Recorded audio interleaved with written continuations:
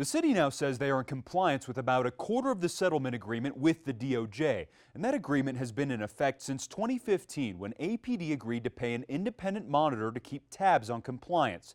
The city paid the man $1.5 million a year. So will the city now spend less now that they report doing better? We asked the police chief.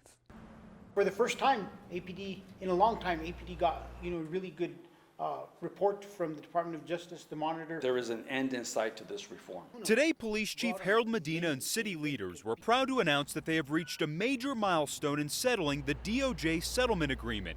If you recall, it was more than 8 years ago when the Justice Department determined that APD engages in a pattern or practice of use of excessive force. That agreement called for APD to make about 300 policy and operational changes and to hiring a monitor to make sure they were doing what they agreed to do. Now APD says they are in compliance with about 100 of those changes that include how it handles citizen complaints, recruiting and hiring, and training. We've always known that it's a balance of ensuring that we're a functional, hard-working police department that gets results and at the same time do it in a constitutional manner that recognizes people's constitutional rights. In the first 7 years, APD has spent more than $20 million to get in compliance, including paying the monitor, James Ginger, more than $1.5 million a year.